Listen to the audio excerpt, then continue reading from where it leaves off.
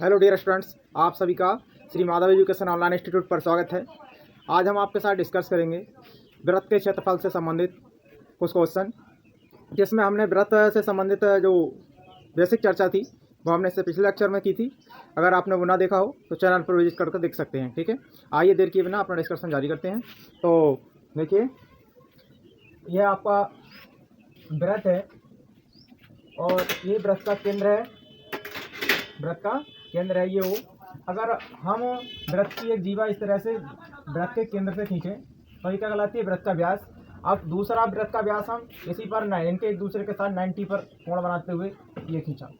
अगर ये वृत्त के दोनों व्यास ए बी और सी डी ये वृत्त के लंबवत व्यास हैं। कैसे व्यास हैं? लंबवत, मतलब एक दूसरे को 90 डिग्री के कोण पर काट रहे हैं।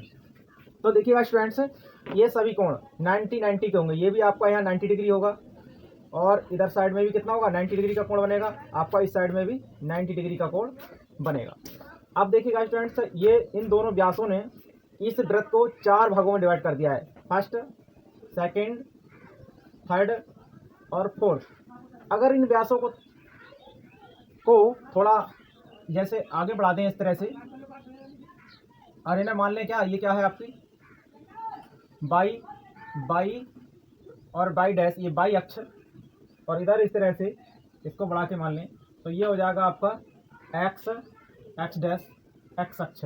देखिएगा, ये अक्षों के हिसाब से देखें तो ये क्या हो जाएगा आपका फर्स्ट चतुर्थांश, ये सेकंड चतुर्थांश, ये थर्ड चतुर्थांश, ये फोर्थ चतुर्थांश। अर्थात वृत्त का व्यास ए बी और सी डी वृत्त को 4 चतुर्थांशों में डिवाइड कर रहे हैं, और ये चारों चतुर्थांश जो हैं इनका क्षेत्रफल जो होगा बराबर होगा, प्रत्येक पार्ट का क्षेत्रफल बराबर होगा। तो देखिएगा स्टूडेंट्स, यहाँ जो वृत्त का क्षेत्रफल होता है,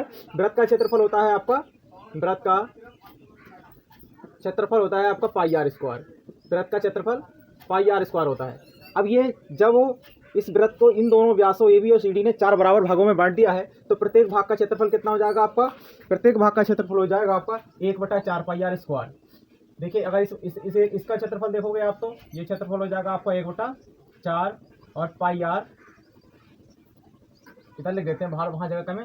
प्रत्येक चतुर्थांश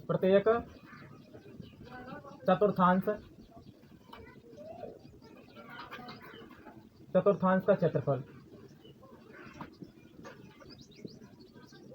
यहाँ ऐसा लगा सकते हो कि प्रत्येक वृत्तीय चतुर्थांश, या वृत्तीय शब्द और लगा लो तो ज़्यादा बेहतर रहेगा। प्रत्येक वृत्तीय चतुर्थांश का क्षेत्रफल, प्रत्येक वृत्तीय चतुर्थांश का क्षेत्रफल जो होगा वो आपका 1/4 पाई आर स्क्वायर हो जाएगा। क्यों? क्योंकि जो आपका वृत्त का क्षेत्रफल है वो पाई आर स्क्वायर है। अब ये पाई आर स्क्वायर को 4 बराबर भागों में बांटेंगे आप, तो इसको 4 से भाग करेंगे। ठीक है, अब 1/4 पाई आर स्क्वायर क्या होगा इसका, अगर आप पूरा जोड़ोगे देखिएगा 1/4 पाई आर स्क्वायर इसका हो गया क्षेत्रफल। ठीक है, और 1/4 पाई आर आपका इसका 1/4 पाई आर स्क्वायर इसका क्षेत्रफल, 1/4 पाई आर इसका भी। अब देखिएगा, ये 4 इनको सबको अगर जोड़ोगे तो आपका पूरा पाई आर स्क्वायर आ जाएगा। देखिए, यहाँ जोड़ के दिखाते हैं। हमारा ये चतुर्थांश, पहले चतुर्थांश का फर्स्ट चतुर्थांश का क्षेत्रफल, फर्स्ट चतुर्थांश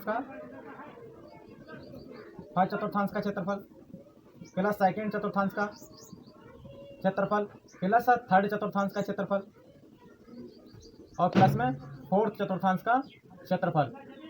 जोड़ोगे आप कितना हो जाएगा 1/4 पाई आर स्क्वायर और plus 1/4 pi are square plus 1/4 pi are square plus 1/4 pi are square. देखिएगा, 4 बार जोड़ेंगे, सभी का हर समान है तो क्या हो जाएगा आपका, हर एक बार लिख लेंगे। अब ऊपर आ जाएगा आपका यहाँ ये pi are square plus 1 pi are square plus 1 pi are square plus 1 pi are square plus 1 pi are square. अब जोड़ोगे आप 1 pi are square plus 1 pi are square plus 1 pi are square plus 1 pi are square, कितने बार? 4 बार जोड़ोगे तो आपका ये कितना आ जाएगा 4 पाई आर स्क्वायर, और बटे में आपका पहले से कितना है 4 लिखा हुआ, 4 से 4 कट जाएगा तो आपका कितना है पाई आर स्क्वायर। देखिए, इसका हमने आपको सत्यापन करके दिखाया कि ये जो है वृत्त का क्षेत्रफल पाई आर स्क्वायर होता है, और ये जो इसके जो दो लंबवत व्यास हैं वो इसको 4 भागों में विभाजित कर रहे हैं, और प्रत्येक भाग इसका वृत्तीय चतुर्थांश कहलाता है, और प्रत्येक वृत्तीय चतुर्थांश का क्षेत्रफल जो है आपका 1/4 पाई आर स्क्वायर होता है। तो आपको याद रखना है कि अगर हमसे वृत्तीय चतुर्थांश की बात आए और उसका क्षेत्रफल पूछा जाए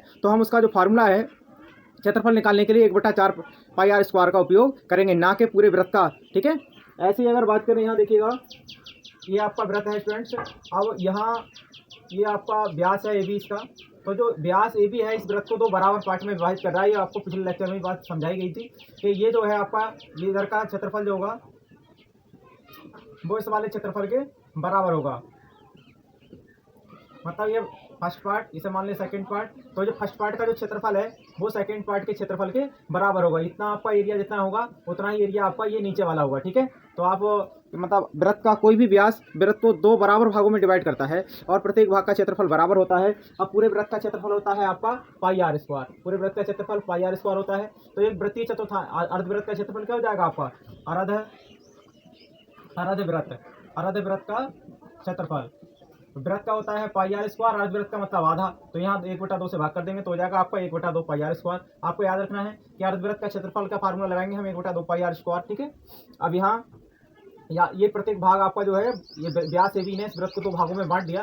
तो दो भाग बने, दोनों भाग क्या कहलाते हैं? अर्धवृत्त कहलाते हैं। ठीक है, तो यहाँ हमने देखा चतुर्थांश के क्षेत्रफल के बारे में और देखा हमने अर्धवृत्त के क्षेत्रफल के बारे में और फिर वृत्त का क्षेत्रफल। अब इससे संबंधित कुछ क्वेश्चन डिस्कस करते हैं। तो आइए ऐसा रफ करके क्वेश्चन डिस्कस करें। तो देखिएगा स्टूडेंट्स, ये आपका वृत्त है और ये इसका केंद्र, यहाँ से परिधि तक की दूरी है आपकी, इसकी त्रिज्या। मानते हैं इस जो वृत्त है इस वृत्त की त्रिज्या कितनी है? 7 सेंटीमीटर है। ठीक है, यहाँ थोड़ा बेसिक कंसेप्ट सीखेंगे। यहाँ त्रिज्या अगर 7 सेंटीमीटर है, अगर हम इसकी परिधि देखें तो ये आपकी हो गई, इसकी परिधि क्या होती है? 2 पाई आर। वृत्त की परिधि या परिमाप, ठीक है, एक ही बात होती है। तो ये होती है आपकी 2 पाई आर। अगर आपसे 7 सेंटीमीटर त्रिज्या वाले वृत्त की परिधि पूछी जाए तो आप निकालोगे 2 और गुणे में या पाई का मान लगाएंगे हम 22/7 और इंटू आर का मान 7। ये 7 से 7 कट जाएगा, आपका कितना आएगा? 44 सेंटीमीटर। मतलब 7 सेंटीमीटर त्रिज्या वाले वृत्त की परिधि देखें तो कितनी आती है? 44 सेंटीमीटर। अगर 7 सेंटीमीटर त्रिज्या वाले वृत्त का क्षेत्रफल देखें तो वृत्त का क्षेत्रफल होता है आपका पाई आर स्क्वायर। वृत्त का क्षेत्रफल पाई आर स्क्वायर होता है आपका। तो पाई आर स्क्वायर में यहाँ आप देखिएगा पाई का मान लगाओगे 22/7 और इंटू में आर का मान कितना लगाएंगे हम? आर का मान लगाएंगे, आर का मान 7। देखिए आर पे स्क्वायर है तो यहाँ 2 बार लिखा जाएगा क्योंकि त्रिज्या यहाँ लिखा है पाई आर स्क्वायर। स्क्वायर का मतलब है 2 बार गुणा में लिखना है। तो एक बार ये 7 से 7 कट जाएगा, बचेगा मल्टीप्लाई करोगे जब इसकी 22 की 7 से तो हो जाएगा 22×154।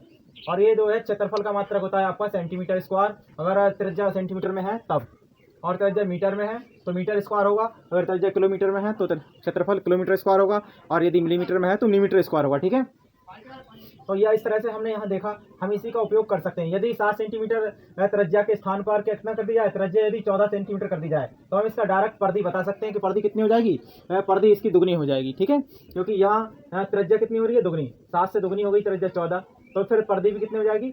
यहाँ 44 से दुगनी हो जाएगी, 88 हो जाएगी। देखिए सत्यापन करके दिखाते हैं। यहाँ यदि त्रिज्या कितनी 14 सेंटीमीटर है तो परिधि जो है आपकी कितनी हो जाएगी? वृत्त की तो परिधि होगी 2 पाई आर होगी, और यहाँ 2 और पाई का मान 22/7 और आर का मान कितना लगाना है हमको? 14। अब देखिए यहाँ काटेंगे 7 दूनी 14, अब 22 दूनी यहाँ तुम्हारा था इनका आपका 22 दूनी 44, और यहाँ एक बार फिर इस 2 वाले से मल्टीप्लाई करेंगे तो हो जाएगा आपको 44 दूनी 88। ठीक है, तो हमने देखा यदि त्रिज्या को हमने दुगुना किया तो परिधि भी कितनी हो गई? दुगनी हो गई। लेकिन क्षेत्रफल क्या गुना होगा? देखिएगा क्षेत्रफल की बात करें तो क्षेत्रफल है वृत्त का पाई आर स्क्वायर। पाई का मान लगाओगे आप 22/7, और यहाँ देखिएगा आर का मान है आपका 14, तो 14 लिखोगे 2 बार इस तरह से। अब काटेंगे 7 से तो 7 दूनी कितना हो गया आपका? 14 हो गया। 7 दूनी 14, दूनी के 2, अब 22 की गुणा करेंगे, 22 की गुणा 2 से करेंगे तो हो जाएगा 22 दूनी 44, और 44 की गुणा आप किससे करोगे? 14 से करोगे, तो ये आ जाएगा आपका 14 चौका 56 का 6 से 5, 14 चौका 56 और 5 61, ये हो गया आपका 616 सेंटीमीटर स्क्वायर। हमने देखा कि ये जो है क्षेत्रफल हमारा जब त्रिज्या 7 सेंटीमीटर थी तो वृत्त का क्षेत्रफल था 154 सेंटीमीटर स्क्वायर, और जब ये त्रिज्या दुगनी हो गई तो क्षेत्रफल कितना हो गया हमारा? ये 616 सेंटीमीटर स्क्वायर। अगर इस 616 को हम 154 से भाग करें तो देखिए क्या आएगा निकल के आपका? 616 और अपॉन में है आपका 154। अगर आप इसे 7 से काटेंगे तो ये कट जाएगा, ठीक है। 7 से काटेंगे तो 7 दूनी 14, दूनी का 2, और फिर यहाँ काटेंगे एक बच्चा, फिर 7 दूनी 14, ऊपर काटेंगे तो हो जाएगा 7 अट्ठे 56 हो जाएगा। फिर यहाँ कितना बचेगा आपका, 4 की 61 है, तो घटाओगे 56 तो बचेगा 5, फिर से 56 हो जाएगा, 7 अट्ठे 56। अब देखिएगा 22 से काटें तो 22 चौके 88, मतलब 4, मतलब ये वाला जो क्षेत्रफल है 616 सेंटीमीटर स्क्वायर, ये 4 गुना है किसका, ये 154 का, 154 का है 4 गुना। तो हमने यहाँ एक सीखा एक तरीका कि यदि त्रिज्या दुगनी करी जाए तो क्षेत्रफल कितना गुना हो जाता है, 4 गुना हो जाता है। यदि त्रिज्या दुगनी करी जाए तो परिधि जो है वो दोगुनी हो जाती है। ठीक है, तो आप इसको बेस मान के याद रख सकते हैं कि यदि आर हो, त्रिज्या हो 7 सेंटीमीटर, त्रिज्या कितनी हो 7 सेंटीमीटर, तो परिधि होती है आपकी, परिधि होती है 44 सेंटीमीटर, परिधि 44 सेंटीमीटर होती है, और जो क्षेत्रफल होता है वो आपका 154 सेंटीमीटर, 154 सेंटीमीटर। यदि आपको त्रिज्या 7 सेंटीमीटर 7 के स्थान पर कितने दी जाए 14 सेंटीमीटर, तो आपसे परिधि पूछी जाए तो आप डायरेक्ट बता सकते हैं कि आपको याद है पहले से ही कि त्रिज्या भी 7 होगी, तो उसकी जो परिधि है वो 44 सेंटीमीटर की, त्रिज्या दुगनी तो परिधि दुगनी, परिधि 88, अगर त्रिज्या तिगनी तो उसमें 3 से गुणा कर दो 44 में, आप डायरेक्ट निकाल सकते हैं। ठीक है, इसी तरह से यदि आपको त्रिज्या कितनी दे दी जाए, तिगनी करके दिखाते हैं। यदि आपकी बार में त्रिज्या दे दी जाए आपको वृत्त की 21 सेंटीमीटर, आर बराबर कितना दे दिया 21 सेंटीमीटर, और आपसे पूछा जाए क्या, आपसे पूछा जाए इसकी परिधि, तो आपको पता है कि जब त्रिज्या 7 सेंटीमीटर थी, जब त्रिज्या कितनी थी 7 सेंटीमीटर, तो जब आर बराबर 7 सेंटीमीटर, तब वो परिधि कितनी थी, तब परिधि जो थी, परिधि को यहाँ लिखते हैं सरकमफ्रेंस 3 से, तो परिधि थी आपकी 44 सेंटीमीटर। ठीक है, और यहाँ परिधि कितना, यहाँ त्रिज्या कितनी है 3 गुनी है, यहाँ से देखिए 3 गुना 7 3 21, तो इसमें 3 से गुणा कर देंगे आप, यहाँ देखिए 3 से गुणा हो गया तो 7 3 21 हो गई आपकी ये, यहाँ 3 से गुणा करोगे तो हो जाएगा 4 3 12 का 2, हाँ से 4 3 12 और 2 14, ये आपका 142 सेंटीमीटर। आप डायरेक्ट निकाल सकते हैं कोई बिना फार्मूला के, लेकिन आपको अगर जल्दी क्वेश्चन लगाना है, अगर एक ऑप्शन में है, विकल्प में है, तो आपको सूत्र लगाने की कोई आवश्यकता नहीं है, सिर्फ आपको बेस याद रखना है कि त्रिज्या 7 तो परिधि 44 और जो है उसका क्षेत्रफल 154